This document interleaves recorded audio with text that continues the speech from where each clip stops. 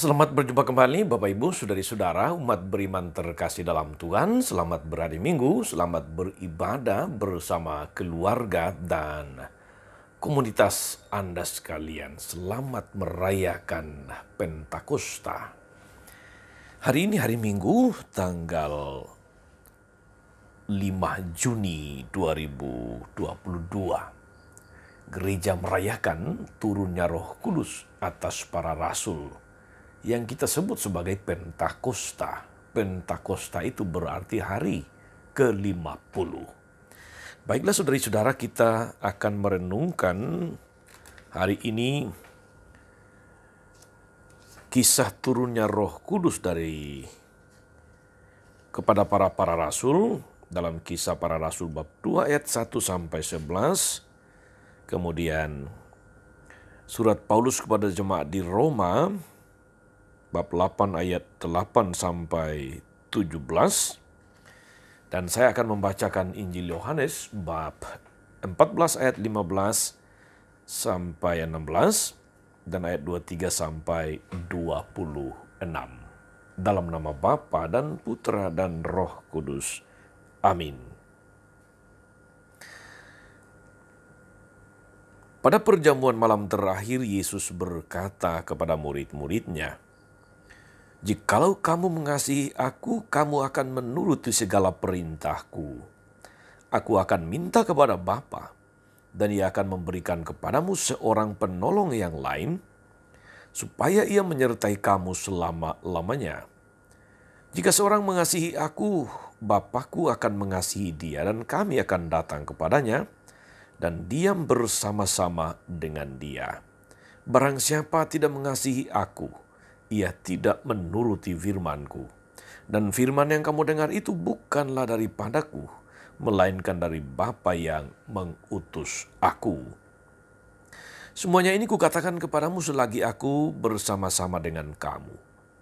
Tetapi penghibur, yaitu Roh Kudus, yang akan diutus oleh Bapa dalam namaku, Dialah yang akan mengajarkan segala sesuatu kepadamu dan akan mengingatkan kamu akan semua yang telah kukatakan kepadamu." Demikianlah sabda Tuhan. Bapak Ibu saudari-saudara, umat beriman terkasih dalam Tuhan kita Yesus Kristus, Pentakosta menggambarkan peristiwa yang terjadi 50 hari setelah Yesus bangkit. Atau 10 hari setelah Yesus naik ke sorga. Pada Pentakosta, saudari-saudara, janji Tuhan kepada para rasul, yaitu seorang penolong yang lain, atau seorang penghibur, atau roh kebenaran, janji itu digenapi. "Aku akan mengutus kepadamu seorang penolong yang lain." Demikian Injil tadi. Sekaligus mengamini janji Yesus sendiri bahwa Ia akan menyertai kita sampai akhir zaman. Janji Tuhan tergenapi, saudari-saudara. Kisah Para Rasul bab 2 ayat 1 sampai 11. Saudari-saudara, menunjukkan bahwa turunnya Roh Kudus di hari raya Pentakosta itu sangat penting. Itu momentum yang sangat istimewa. Karena sesungguhnya gereja baru berdiri, gereja baru lahir pada Pentakosta. Gereja baru ada ketika ada umat yang percaya dan mengalami karya penebusan Kristus secara sempurna. Pentingnya Pentakosta, saudari-saudara, dapat kita lihat dari penegasan Yesus pada Kisah Para Rasul bab 1 ayat 4 sampai 5. Di satu pihak Yesus melarang rasul-rasul pergi meninggalkan Yerusalem. Mereka diperintahkan untuk menantikan janji Bapa. "Kamu akan menerima kuasa kalau Roh Kudus turun ke atas kamu. dan kamu akan menjadi saksiku di Yerusalem sampai ke ujung bumi. Itulah sebabnya mereka diperintahkan untuk menantikan janji Bapa akan turunnya Roh Kudus di hari Pentakosta. Saudara-saudara, umat beriman terkasih, pernyataan Tuhan Yesus ini menjadi sangat penting buat kita semua yang mengaku sebagai orang Kristen, pengikut Kristus. Pertama, saudara-saudara, kita perlu menghayati kebenaran ini bahwa kekristenan tidak dapat dipisahkan dari pengalaman hidup bersama dengan Roh Kudus. Gereja tidak terpisahkan dari Roh Kudus. Tanpa Roh Kudus, gereja bukan apa-apa. Tanpa Roh Kudus, umat Kristiani bukan apa-apa. Kitab suci menegaskan bahwa sesungguhnya hidup baru di dalam Kristus itu adalah hidup di dalam roh, hidup bersama atau dipimpin oleh roh. Hidup yang rohani bisa disingkat begitu. Memang saudara-saudara, kadang-kadang kita memahami bahwa hidup rohani seringkali kita mengerti sebagai hidup yang banyak doa, banyak ibadahnya. Padahal semestinya saudara-saudara, hidup rohani itu adalah hidup yang dipimpin oleh roh. Nah, hidup yang dipimpin oleh roh, saudara-saudara, dimanapun, kapanpun hidup dan berkarya. Kalau kita memang membiarkan diri dipimpin oleh roh, itulah hidup yang rohani. Dan hidup yang rohani pasti juga akan menghasilkan buah-buah yang baik. Bukan lagi hidup di dalam daging, tetapi hidup di dalam roh, sehingga menghasilkan buah-buah kebaikan. Saudara-saudara, umat beriman terkasih dalam Tuhan, kita seringkali menemukan adanya orang, teman, atau saudara, sahabat yang bergumul dengan kebiasaan-kebiasaan jeleknya, kebiasaan buruk, seperti keinginan untuk terlepas dari perjudian, dari percabulan, dari narkoba, katakanlah demikian, dan macam-macam perbuatan daging lainnya. Namun masalah utama yang sering kali dihadapi saudara-saudara, itu adalah ketidakberdayaan melawan kuasa dosa di dalam diri mereka. Mereka mau, tetapi tidak mampu. Maka supaya mampu harus terbuka kepada kuasa Roh Kudus. Itulah sebabnya saudara-saudara, jika kita mengalami pergumulan-pergumulan seperti ini, kita bersyukur karena ada Roh Kudus yang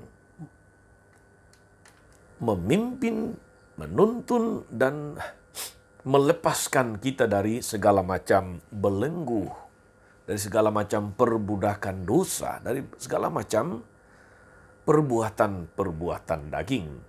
Syaratnya yaitu satu, terbuka pada pimpinan Roh Kudus. Kita bersyukur saudari-saudara, dalam gereja kita, gereja Katolik, kita memiliki sakramen tobat yang melaluinya seseorang dibebaskan dari dosa, relasinya dengan Tuhan dipulihkan, relasinya dengan gereja dipulihkan di dalam dan melalui Roh Kudus. Kiranya kita semua bersyukur karena hidup kita terus-menerus diperbaharui. Hidup yang bertumbuh, hidup yang semakin dewasa di dalam Yesus. Dan kalau ini terjadi, iman kita semakin bertumbuh, persaudaraan kita semakin kuat, dan tentu saja pelayanan kita semakin berbuah. Saudari-saudara, kita membaca penegasan Yesus yang sangat penting, yaitu turunnya Roh Kudus pada Pentakosta dikaitkan dengan kuasa untuk bersaksi. Dan kamu akan menjadi saksiku di Yerusalem, Yudea dan Samaria, sampai ke ujung bumi. Demikian kata-kata Yesus tentang betapa pentingnya peristiwa Pentakosta, turunnya Roh Kudus. Saudara-saudara, tentang bersaksi ini, saya pernah membaca cerita tentang Santo Yosef Reina de Metz, seorang imam dari kongregasi SVD. Ketika perang Bokser di tanah Tiongkok terjadi, ada ketentuan, keputusan pemerintah untuk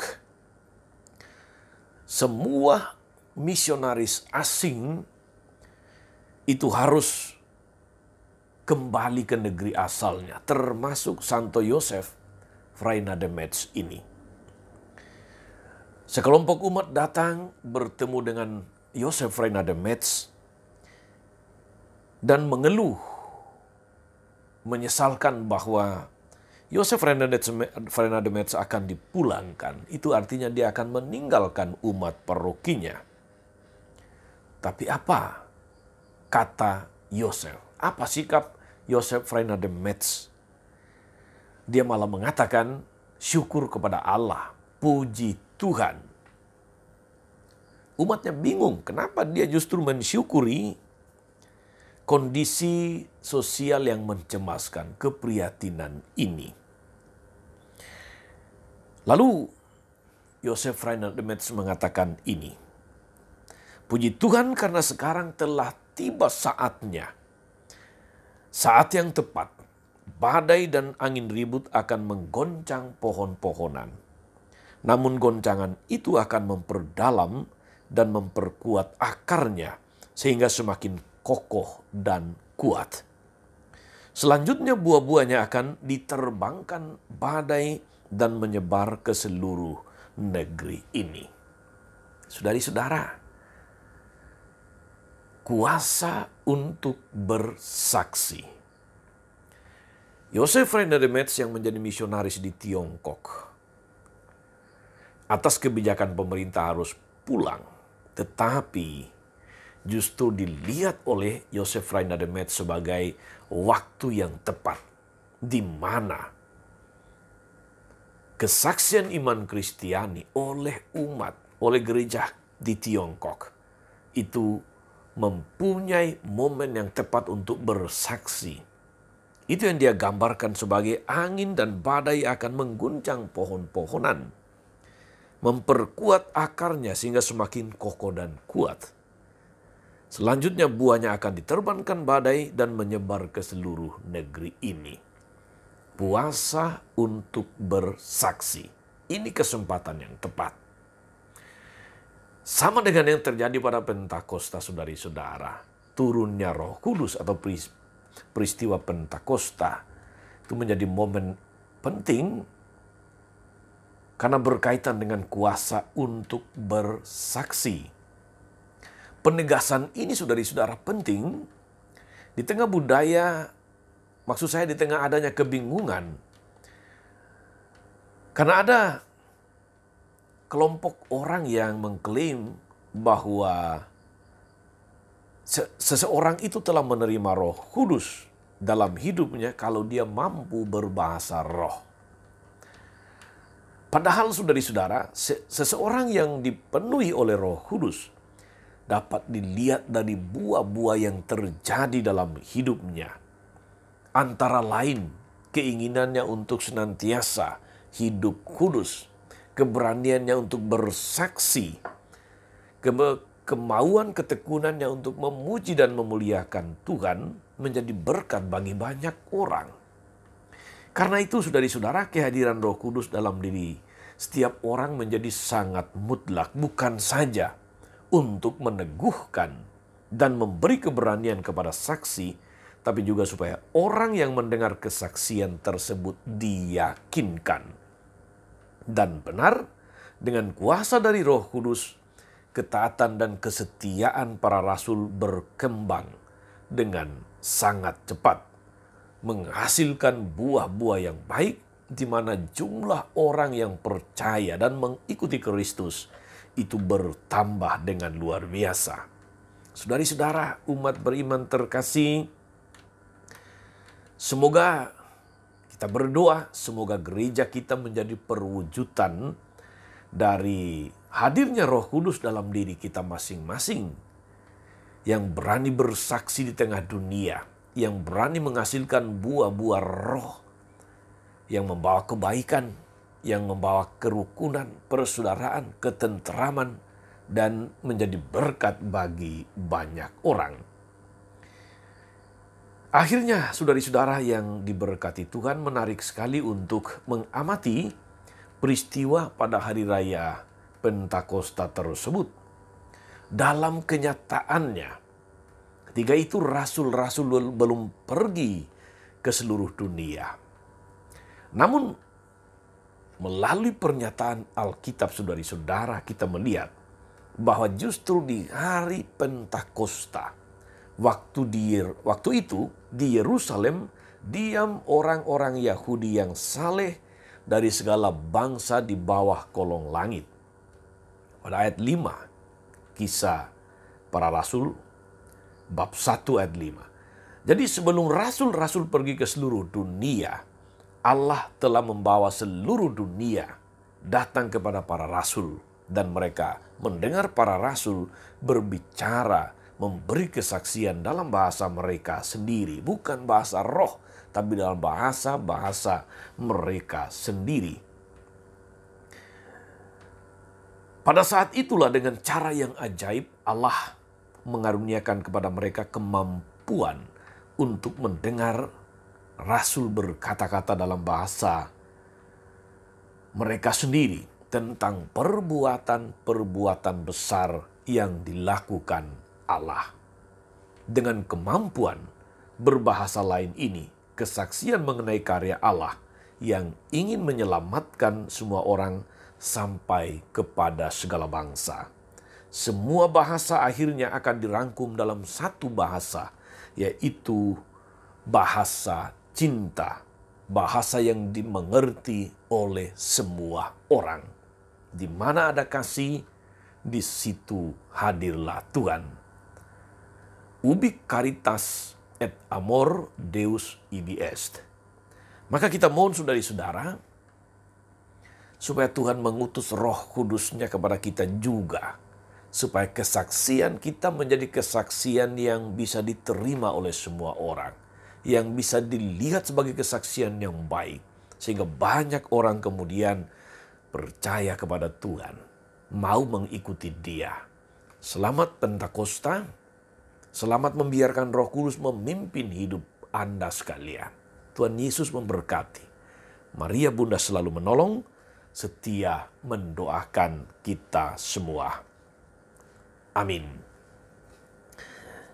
Tuhan Yesus Kristus, kami bersyukur karena Engkau menepati janji-Mu untuk menyertai kami selama-lamanya melalui Roh Kudus yang tercurah kepada para rasul dan kepada setiap orang yang percaya kepadamu.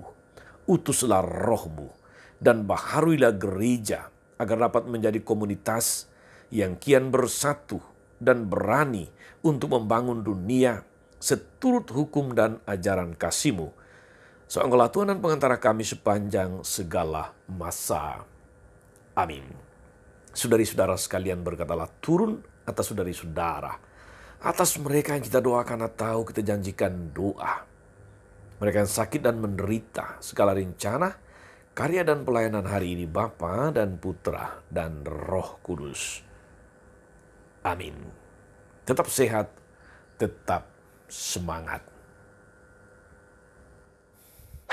Jangan lupa like, subscribe, nyalakan lonceng notifikasinya. Salam 52, Tuhan memberkati.